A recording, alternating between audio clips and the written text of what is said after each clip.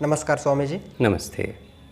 किसी चीज़ को भूल जाए, किसी बीती हुई बात को भूल जाए, इसके लिए क्या प्रावधान है, इसके लिए क्या है? जैसे कोई व्यक्ति किसी व्यक्ति से गहरे संबंध से जी रहा था, उसके साथ उसके कई वर्षों का संबंध जुड़ा हुआ था। एक समय ऐसी आती है जब दोनों में विच्छेद हो जाता है और दोनों एक दूसरे की बातों को स्मरण कर कर के अपने आप को बार बार पीछे की ओर ले जाते हैं और आगे कुछ भी उनका भविष्य का बन नहीं पाता है। उनका वर्तमान भी खराब हो रहा है और भविष्य भी खराब हो रहा है। इसके लिए क्या साधन है, क्या मार्ग है? भगवान स्मृतियाँ दो तरह की होती हैं जी। अच्छी वाली और बुरी वाली। जी। आप किसी भी रिश्ते में हैं या थे, या जो भी घटनाएं आपके साथ घटी हैं वो अच्छी हो या बुरी हो, जी। आप के जीवन की अगर कोई ऐसी घटना जो दुखद है जी। और उसकी स्मृति दुखद है और उस दुखद घटना के कारण से आपकी ऊर्जा घटती है जब आप उसके बारे में सोचते हो, जी।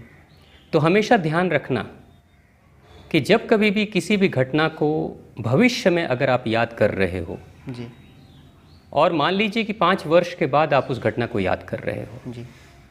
तो सिर्फ घटना की याद नहीं आती है, घटना की वो पूर्व अवस्था भी वापस चली आती है। यानी सिर्फ यादें मस्तिष्क में नहीं आती, आपके शरीर में भी आपकी ऊर्जा की स्थिति वैसी ही बन जाती है। जी। मान लीजिए पूर्व में 5 साल पहले कोई घटना घटी और उस समय आप बहुत निराश हो गए थे, इतने निराश हो गए कि उस निराशा और डिप्रेशन के कारण से आप धीरे धीरे बीमार होते चले गए। जी। बीमार हो गए। जी। आप 5 वर्ष के बाद उसी घटना को याद करोगे, हू बहू एक एक करके सारी घटनाक्रम, सारी बातें याद आ जाएंगी आपको। याद आएंगी, लेकिन पहले तो यादें आएंगी, बाद में धीरे धीरे वो यादें आपके अंदर के सूक्ष्म शरीर के अंदर जाकर ऐसी उद्वेलित कर देंगी कि आपकी शरीर की और मन की स्थिति भी उसी स्थिति में पहुंच जाएगी जिस स्थिति में आप पहले थे। जी। अगर आप 5 साल पहले उस घटना के समय में आप डिप्रेस्ड थे, तो 5 साल के बाद उन बातों को याद करके फिर से आप डिप्रेस्ड हो जाओगे। जी।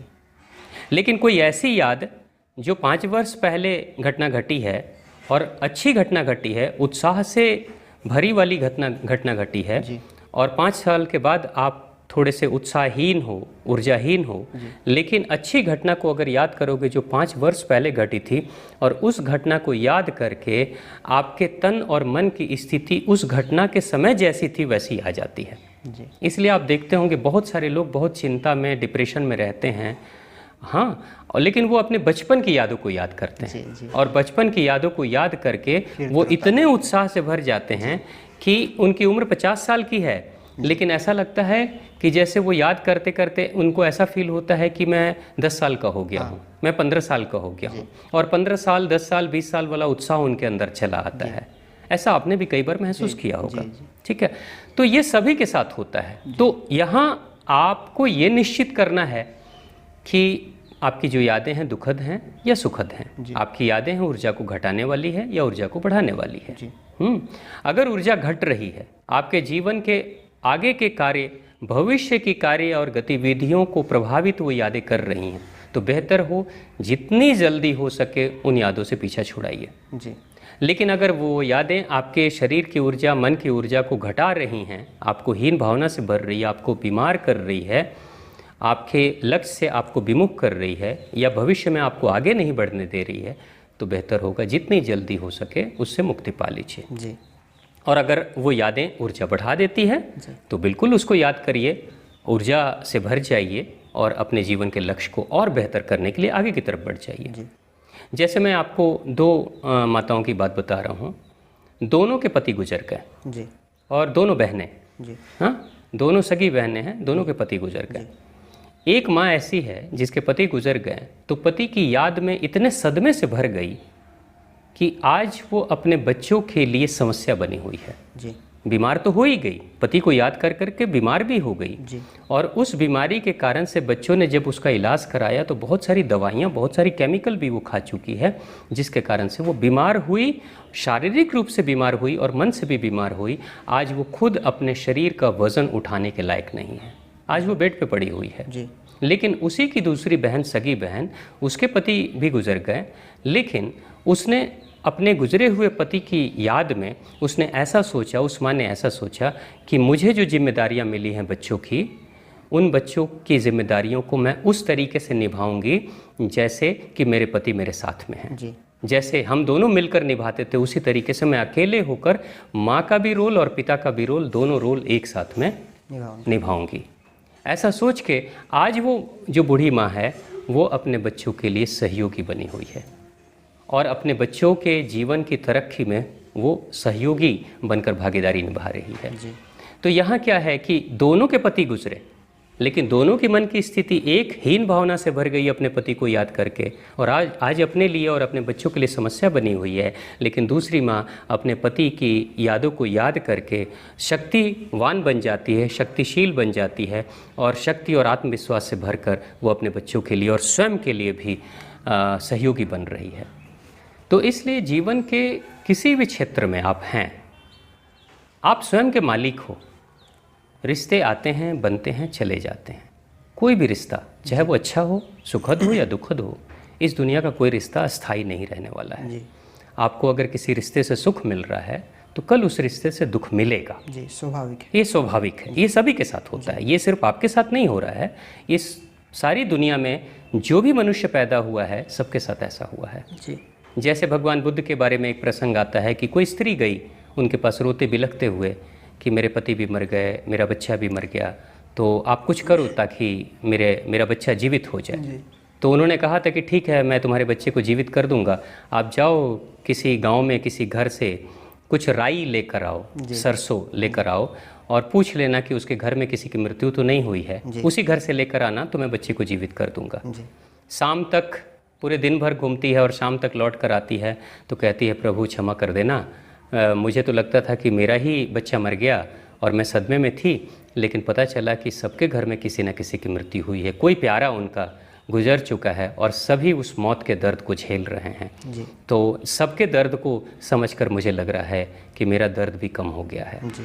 तो ये ज़िंदगी की सच्चाई है कि इस धरती में कोई भी रिश्ता स्थायी नहीं है, चाहे वो रिश्ता अच्छा हो चाहे बुरा हो। जी। अब रही बात, यादें रुक जाती हैं, ठहर जाती हैं, उस रुके हुए पानी की तरह जो बहता नहीं है लेकिन सड़ना शुरू हो जाता है। तो कोई भी यादें अगर सड़ रही हैं उस रुके हुए जमे हुए पानी की तरह, तो बेहतर है उससे मुक्ति पाइए। नहीं तो वो यादें, सड़ी हुई यादें आपके पूरे व्यक्तित्व को खोखला कर देंगी और सिर्फ तन और मन को कमज़ोर नहीं करेगी, वो आपकी आत्मा तक को कमज़ोर कर सकती है। तो जिन बातों को भूलना है, रोज़ रोज़ घाव की तरह कुरेद मत दीजिए। जी। जैसे बंदरों को देखा जाता है कि बंदर के घाव अगर हो जाते हैं तो बंदर रोज़ रोज़ कुरेद देता है अपने घाव को, छिल देता है घाव को, उसके घाव कभी भी भर नहीं पाते हैं। उसी तरीके से मनुष्य की भी आदत है कि रोज़ रोज़ अपने दुखद यादों को कुरेदते रहता है। तो जिन यादों को भूल जाना चाहते हो उन यादों की चर्चा बिल्कुल बंद कर दें, उन यादों का सोचना बिल्कुल बंद कर दें। जैसे ही कोई सोच आती है तुरंत से अपने मन को डाइवर्ट किसी काम में लगाएं, अपने आप को व्यस्त रखें। जी। और अगर कोई उस पर चर्चा करता है तो मना कर दें कि प्लीज़ उस पर बात ना करिए। जी। हाँ, मुझे इस विषय पे, उस बीते हुए विषय पे बात नहीं करनी है, सीधा मना कर दीजिए। ठीक है, यानी कि रोज़ रोज़ उस पर चर्चा मत करिए। ठीक है। तो एक गाना भी है हिंदी फिल्म का कि तुझे भूलना तो चाहा मगर भूला ना पाया।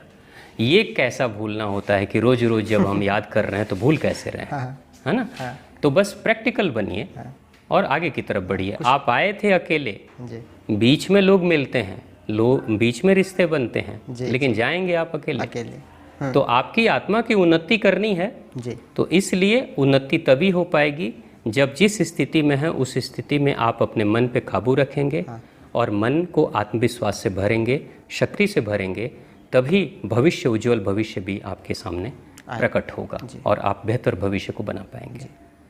तो आप ही हैं याद करने वाले, आप ही हैं भुलाने वाले। तो आप याद ही ना करें तो धीरे धीरे यादें विस्मृत हो जाती हैं, मिट जाती हैं, धूमिल हो जाती हैं समय के साथ में। क्योंकि समय अपने आप में एक ऐसा मरहम है, समय कि वो किसी भी घाव को भर सकता है। समय अपने आप में एक ऐसी धूल है जो बड़ी से बड़ी इमारतों को भी ढक सकता है। जी, धन्यवाद स्वामी जी। लेकिन इसमें एक और प्रश्न है कि इसको छोड़ने के लिए वो कौन कौन से अभ्यास है, कौन कौन सी क्रिया हमें अपनानी पड़ेगी ताकि वो याद कभी आए ही नहीं, विस्मृत हो जाए? भगवान, अगर दुखद यादों को आप भुलाना चाहते हो तो आपको आपके मन पर और तन पर काम करना होगा। जी तन की शुद्धि जी के लिए मैं जो 1.25 लीटर पानी का प्रयोग बताता हूँ, जी वो निरंतर करते रहिए, जी क्योंकि तन की शुद्धि के साथ में जमी हुई गंदगी जो यादों के रूप में जो विचार हैं, यादें भी क्या हैं, एक विचार है, विचार टॉक्सिन्स बनकर हमारे शरीर के अंदर जमा होने लगते हैं। जी तो बॉडी को डिटॉक्सिफाई करते रहिए, तो धीरे धीरे आपकी यादें, जो जमी हुई यादें हैं, वो कमज़ोर होना शुरू हो जाती हैं। और जब यादें कमज़ोर होने लगती हैं तो उसके बाद आप अपने मन की शांति के लिए भी कार्य करिए। यानी कि जो यादें बार बार आ रही हैं उसको बंद कर दीजिए, उसका इनपुट बंद कर दीजिए, मतलब आगमन बंद करिए, और अपने मन को अच्छे सकारात्मक कार्यों में व्यस्त रखिए। सकारात्मक सोच वाले किताबें पढ़िए, सकारात्मक सोच के लोगों से मिलिए, अपने भविष्य में जो आपकी प्लानिंग है, भविष्य के जो सपने हैं, उन सपनों को साकार करने के लिए उस दिशा में चिंतन करिए, उस दिशा का अध्ययन करिए, निरंतर अपने आप को व्यस्त रखिए। जब दिमाग को अपने व्यस्त रखेंगे तो धीरे धीरे जो बेकार की जो चीज़ें हैं, जो खाली दिमाग में आते रहती हैं, वो आहिस्ते आहिस्ते आने बंद कर देंगे। क्योंकि दिमाग अगर पहले से भरा होगा, घर अगर पहले से भरा है, अगर कोई जगह नहीं है तो कोई भी नया आगंतुक उसमें एंट्री नहीं कर सकता। तो अपने दिमाग में सकारात्मक अच्छी सोच के विचार हमेशा डालते रहिए। तो उसके लिए मानसिक खुराक बेहतर होना चाहिए, उसके लिए जो शारीरिक खुराक हो वो भी बेहतर होना चाहिए। ऐसा कोई भी खुराक मत खाइए जिससे कि कॉन्स्टिपेशन पैदा हो रहा हो, क्योंकि कॉन्स्टिपेशन यानी टॉक्सिन्स, टॉक्सिन्स शरीर में जब ज़्यादा बढ़ता है तो टॉक्सिन्स अनेकों तरह के नकारात्मक विचारों को पैदा करता है। तो पहले से नकारात्मक विचारों से आप भरे पड़े हैं और नकारात्मक विचार आ जाते हैं, और धीरे धीरे सकारात्मक, दो पहले के नकारात्मक और इस नकारात्मक दोनों विचारों के बढ़ने से एक्यूमुलेट होते हैं विचार, और आहिस्ते आहिस्ते स्थिति ऐसी होती है कि आपके अंदर नकारात्मक भावनाएं ज़्यादा बढ़ जाती हैं। तो आप अपने बॉडी को डिटॉक्सिफाई करिए, आप अपने मन को बेहतर खुराक देने के लिए सकारात्मक चीज़ों को देखिए, सुनिए, चिंतन करिए। स्वामी दिव्य सागर के वीडियोज़ को देखिए, लगे हाथ में भी अपना ब्रांडिंग कर लूँ, है ना। तो ये करते रहिए और सकारात्मकता से भरे रहिए, और जो बातें बीत गई उसको भूल जाइए, छोड़ते जाइए। क्यों? क्योंकि आप भी नहीं रहने वाले हो, मैं भी नहीं रहने वाला हूँ, हम सभी आगंतुक हैं, पथिक हैं, राही हैं, चले जाएंगे। तो बेहतर है इस राह पे, जिस राह पे चल रहे हैं, उस राह पे बेहतर कुछ करके जाइए। जाना तो सभी को है, जो चले गए वो भी चले जाएंगे और जो हैं वो भी चले जाएंगे। तो किसको याद करना जिसकी गति अस्थायी नहीं है, तो उससे अस्थायित्व की उम्मीद क्या करना। तो जीवन में ये सब चलता है। आप इसके साथ योग प्राणायाम कर सकते हैं, कपालभाति प्राणायाम करिए, अनुलोम विलोम करिए, भस्त्रिका करिए, उज्जयी करिए, भ्रामरी प्राणायाम करिए। आप ध्यान कर सकते हैं, ध्यान करने से धीरे धीरे मन शांत होने लगता है। क्योंकि ध्यान हम किसका करते हैं, पहले नकारात्मक विचार ही ध्यान में आते हैं। जैसे ही ध्यान में आप बैठोगे ढेर सारे विचार आएंगे, विचारों के कारण से इंसान का मन उद्वेलित होता है बहुत ज़्यादा समस्या से, और ऐसा लगता है जैसे कि चारों तरफ की सारी समस्याएं मेरे दिमाग में आ गई हैं, है ना। तो ध्यान में विचार आते हैं, लेकिन उन विचारों को देखते देखते पीछा मत करिए। ऐसा नहीं कि ध्यान में आप बैठे हैं, दुखद घटना वाली कोई बात आ गई, अब दुखद घटना का चिंतन कर रहे हैं, उसी पे मनन कर रहे हैं, उसी में डुबकी लगा रहे हैं, तो फिर आप उस दुखद घटना से मुक्त नहीं हो पाएंगे। तो ध्यान करते हुए धीरे धीरे आते हुए विचारों को देखते जाइए, दर्शक की तरह देखते देखते देखते सारे विचार चले जाते हैं। जैसे फिल्म चाहे कितनी भी लंबी हो, अगर आप चेयर पर बैठकर सिर्फ आंखें खोलकर देखते रहेंगे तो 3 घंटे की भी फिल्म गुजर जाती है। उसी तरीके से बुरे विचार हों, नकारात्मक विचार हों, दुखद विचार हों, सारे विचार की एक उम्र होती है, धीरे धीरे वो सारे विचार चले जाते हैं। आंधी चाहे कितनी भी तेज हो, एक समय आंधी की भी उम्र होती है, आंधी खत्म होती है और वातावरण शांत हो जाता है। ठीक उसी तरीके से विचारों की आंधी चलते रहती है हमारे अंदर। विचारों की आंधी को शांत करने के लिए उस आंधी के साथ बहिए मत, शांति से तटस्थ होकर देख लीजिए आंधी को। थोड़ी देर आंधी आएगी, हिलाएगी, डुलाएगी, लेकिन उसके चक्कर में मत पड़िए, उसके पीछा मत करिए, उसके साथ लोटपोट मत करिए, और बाद में वो आंधी चली जाएगी, मन शांत हो जाएगा। जी। तो देखने मात्र से, शरीर को डिटॉक्सिफाई करने मात्र से, अपने शरीर को और अपने मन को व्यस्त रखने मात्र से, अपने मन को काम देने मात्र से धीरे धीरे आप पुरानी चीज़ों को छोड़ देते हैं और नई तरह की चीज़ों में आप आगे की तरफ बढ़ जाते हैं। जी। तो आहिस्ते आहिस्ते मन को शांत करना, पुराने दुखद बातों को भूलना, ये बड़ा आसान होता है। जी। लेकिन ये उसी इंसान के लिए संभव है जो खुद करना चाहता है। हाँ। अगर मान लीजिए कि जैसे मुझे अभी कुछ दिन पहले एक बहन जी से मेरी बात हो रही थी, जी। तो उनका पहला प्रश्न यही था कि मैं बहुत टेंशन में हूँ, क्या आप मेरा टेंशन कम कर सकते हैं? क्या आप मेरा टेंशन ख़त्म कर सकते हैं? जी। मैंने उनसे कहा कि टेंशन तो अर्जुन का भगवान श्री कृष्ण भी ख़त्म नहीं कर पाए। जी। भगवान श्री राम सुग्रीव का भी टेंशन खत्म नहीं कर सकते, रास्ता बता सकते हैं। जी। इस रास्ते से चलो जी। और बाली का संहार करो। मैं सहयोगी बन सकता हूँ, लेकिन चलना तो तुम्ही को पड़ेगा। भगवान श्री कृष्ण अर्जुन के लिए लड़ाई नहीं करते हैं, रास्ता बताते हैं, मार्ग बताते हैं, चलना तुम्ही को पड़ेगा।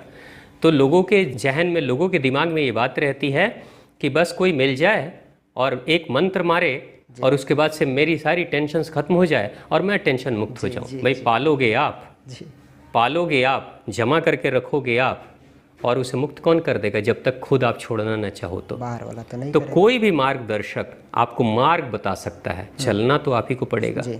हाँ, उस मार्ग पे अगर चलोगे तो कल्याण होगा, नहीं चलोगे तो नहीं होगा। लेकिन अगर कोई कहे कि हाँ किसी के कृपा मात्र से मैं टेंशन मुक्त हो जाऊं, तो ये एक भ्रम है, और इस भ्रम में आप धीरे धीरे अपने आप को और ज़्यादा कुंठित कर दोगे। हाँ, तो ये होता है। तो बेहतर यही है कि मार्ग तो बहुत मिलेंगे, लेकिन उस मार्ग पे चलोगे तो कल्याण जरूर होगा, क्योंकि सारे मार्ग कमोवेश कल्याणकारी होते हैं। हाँ। जो चलता है उसका कल्याण होता है, जो नहीं चलता है वो दुनिया के कितने भी अच्छे मार्ग पे बैठा हो, किसी भी लक्ष्य पे नहीं पहुंचता है। मार्ग लक्ष्य पे पहुंचाते हैं, लेकिन उसको जो चलता है उस मार्ग पर, कोई मार्ग पे बैठ जाए जाके, तो अगर 20 साल भी बैठा रहे कहीं नहीं जाएगा, वहीं का वहीं बैठा रहेगा। लेकिन अगर कछुए की चाल से भी कोई मार्ग पे चल रहा है तो कभी ना कभी उस लक्ष्य को हासिल कर ही लेता है। तो मार्ग पे चलना अनिवार्य है, सिर्फ मार्ग जानना अनिवार्य नहीं है। जानिए और उस पर चलिए, आप कहीं ना कहीं पहुंच जाएंगे। अगर आप चांद से गिरेंगे तो कहीं और अटके ना अटके, खजूर पे तो अटकेंगे, तभी धरती से ऊपर ही रहेंगे आप। तो चांद पे जाइए, बड़ा लक्ष्य रखेंगे तो खजूर पे तो पहुंचेंगे। तो ये जो है जीवन में आपको खुद निर्धारित करना है, और आप सारी दिशाओं के अनुसार से आप निश्चित कर लें कि आपके लिए कौन सा दिशा कल्याणकारी है, फिर उस दिशा में आगे की तरफ बढ़ें और अपना कल्याण करें।